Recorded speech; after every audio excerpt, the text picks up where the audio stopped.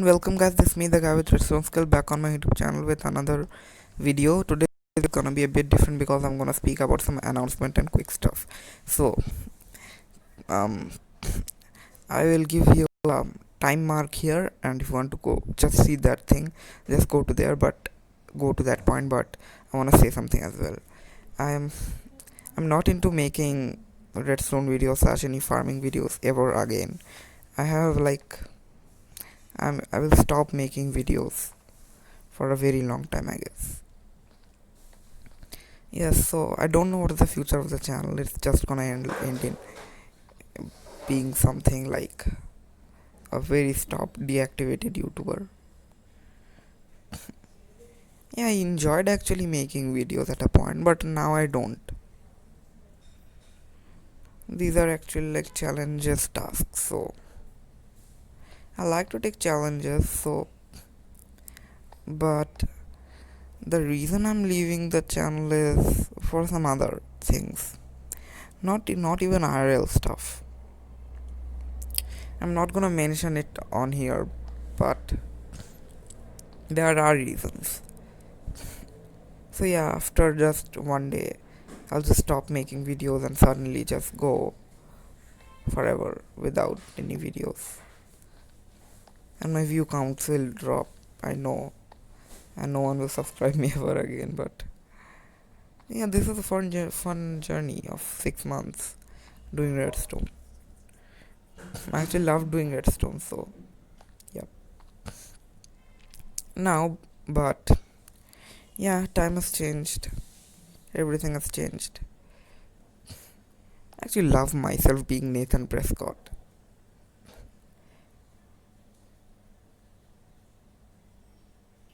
Look how beautiful skin I have. Does anyone have this much beautiful skin? Oh my god, this sounds ominous.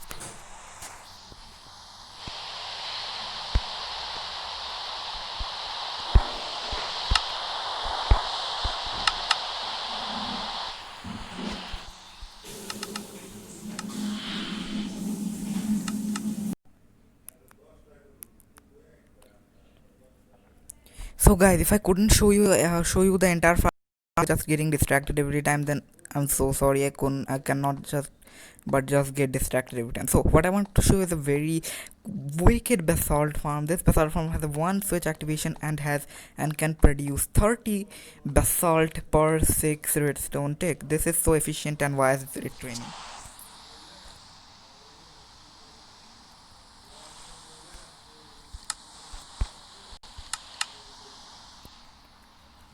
So, and this thing is heavily productive, and it can create 1.5 stacks in a minute. 1.5 stacks in a minute, but it usually does create one stack a minute, but it can also create 1.5 stacks a minute. So why is there so much notification? Okay, so this farm does usually create 1.5 stacks of basalt per single minute, so it's heavily efficient.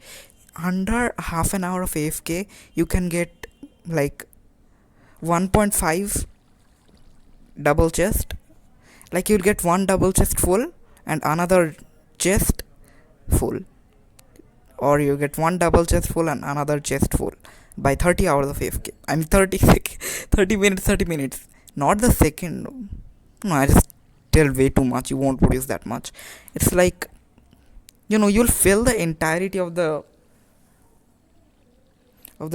two chests by half an hour AFK, and a little bit more, and a couple stack more. Yeah, that's what I want to say. And what do I mean by one switch activation? That means the entire TNT chamber and the basalt production starts at a single lever.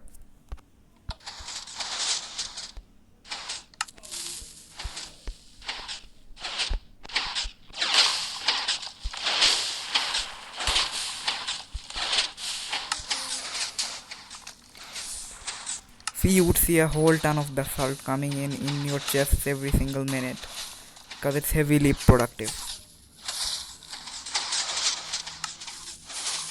It's so productive that I needed to actually add 2 double chests to the collection so that it doesn't get overflowed. It's not like completely wicked. But why I wanted to show you guys this thing, because this thing is so productive and is so tiny design. This thing just fits in everywhere. Just look at the size of it. It's a very tall build, but it's very wicked for what it just does. It's so wicked.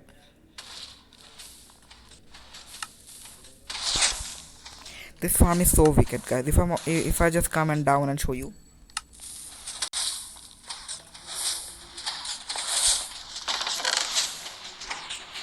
Oh no, it's already failed. I can promise you guys, this is this. Okay, okay, just look at this. Then this stack is full. Look at another stack.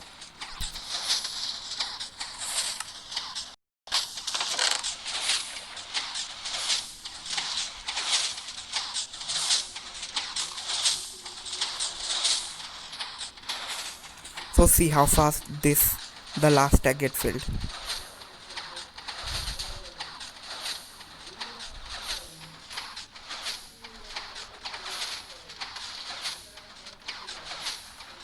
Just keep looking at the basalt.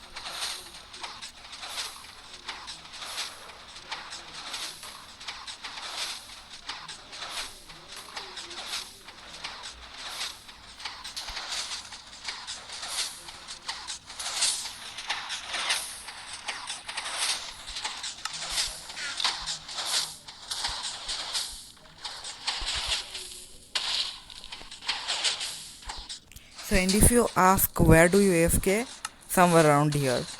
Because I don't know why, but if you aren't somewhere around here, the lava won't realize that the basalt needs to generate and the piston will keep firing, but basalt won't produce, so like your AFK session will get completely wasteful and useless. So if you want to make your AFK session useful, then just AFK here and make the lever with a redstone line to somewhere here. So now I will explain you how does this thing work. Let me turn this farm off for a sec.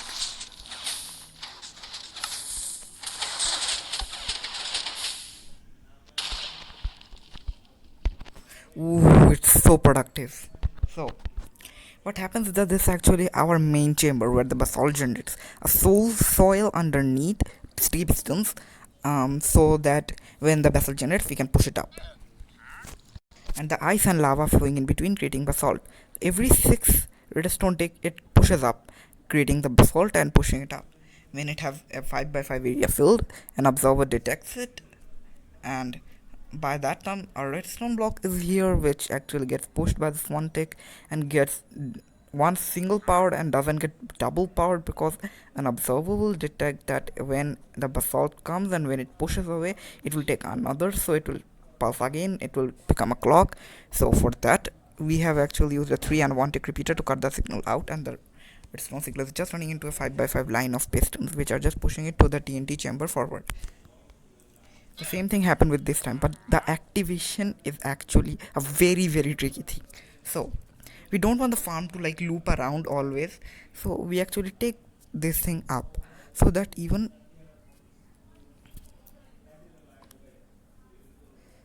suppose basalts have generated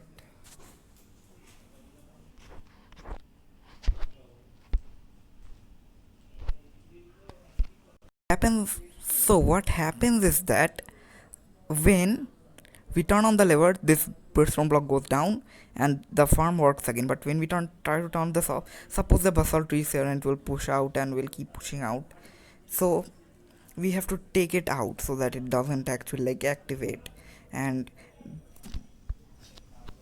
what the thing which activates the entire thing is this 6 redstone tick lock which powers and from this piston to set off this piston. Now what happens is that when we add a repeater, for some reason the redstone doesn't work and the clock doesn't get time enough to generate basalt. So we have used my very own latecomer circuit. Now what the latecomer circuit does is that it makes the redstone signals on the extension very long but very short on the retraction.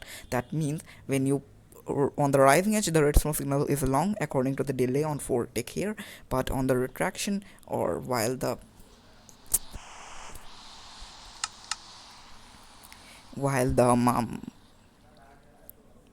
What was I about to say? Okay, while on the retraction, or which you can see on the falling edge, it actually gets powered by this torch and pushes up, that's the signal goes out, so the basalt gets more time to get generated. So that's how you use efficiency. And don't think that this is so don't think that this part is efficient than this part. Both are the same, they generate same speed. And I am very full, that's why I've used so much obsidian here. You can just use regular blocks.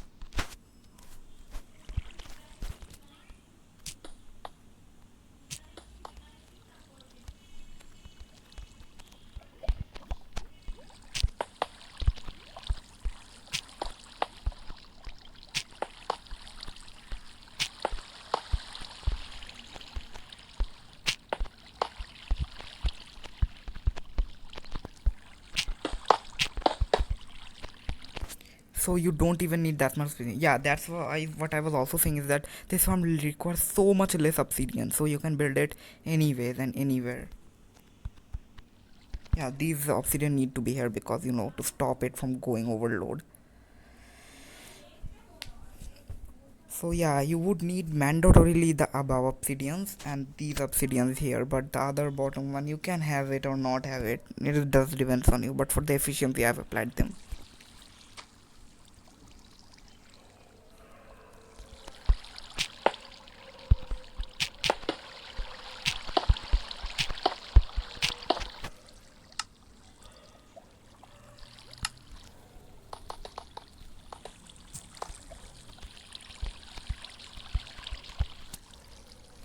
Yeah, I'm so stupid that I've used so much obsidian everywhere, but you don't need them. So, why this is a very very wicked farm? Because this thing has a very fast production chamber with a 5x5 and 5x5 both here, creating 30 per redstone per 6 redstone tick. So it's very very efficient and has a one tick, one lever activation switch, which most survival players favor. And this thing produces one stack in a minute, which is actually very very wicked, and that's mostly most survival players need. You won't need more than like one stack a minute. What will do with too much amount of basalt there? You just need for them building, right? So, and what the above section is, that here's a bit complicated. This is a etho hopper clock. This etho hopper clock runs with four item in it, or every four item you get a ploop redstone signal. So every time you get a ploop redstone signal, the dispenser powered and shoots one, and this is at its maximum. If you decrease it to down to 3, the TNT will go all over the place and will destroy your build. So you don't want to do that, right? And so this is actually at its max efficiency. There are still very very fast farms like this. I have seen Navinex's video, like 10 stack under a second. I don't know how does that thing work, but that is surely not survival friendly. And yes, this thing has been made taking into account of the survival friendliness. And let me describe you more. I will describe more and more in terms about more of this thing. This is a hopper, refilling it. Oh no, it's almost down, I need to refill it. How you refill it in creative, I just do this.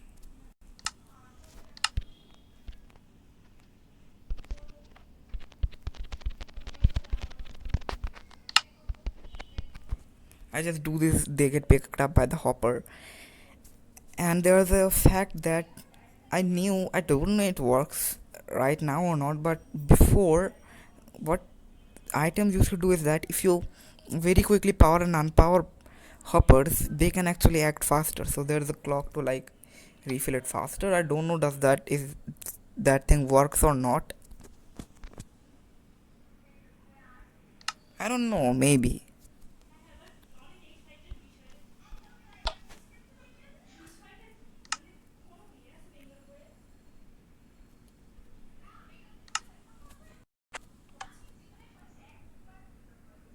Do they look faster, guys?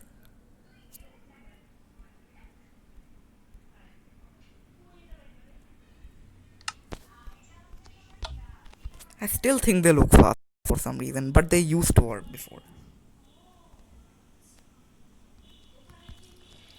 Yeah, so that's actually the main basics of the farm, and why you'll be asking why is there a line of pistons there. This is just, you guys have seen previously that when this thing actually works, it actually throws some basalt in this line. So when, if there is a basalt here at the end of your AFK session, when you flick the lever off, a falling edge monostable will click this thing on, so the other basalt will like loop in the hoppers.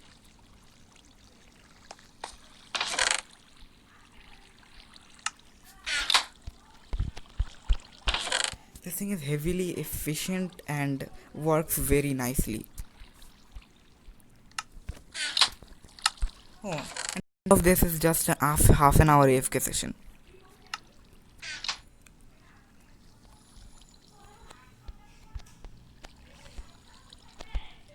So that's why I claim this farm is a very good farm to build in survival. Plus the redstone is very easy. It's just a hopper clock and some generation stations for basalt, pushing them into here to get blown up, get collected.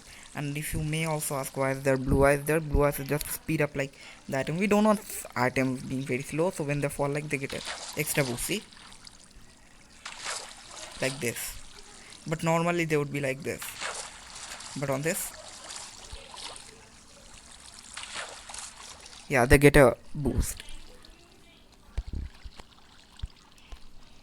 So that's why I prefer this thing, and this thing is really awesome. So if you guys want to build it, I may include a tutorial future. This is my design, guys. I designed it. Don't think that I copied someone's design. This is completely my design. I made this thing with 5 hours of hard work and after 8 different non-working design and very bad failures. So yeah, there will be just a showcase video for today, guys, but if you want a tutorial or something on it, I may do one in future. And what did I mean by include is that I will may make one in the future, because it's my build. Because I get really pissed off when someone says, "Yeah, this is not a build, man, you copied it." This is mine. So that was the showcase video for today, guys. I hope you liked it, and goodbye.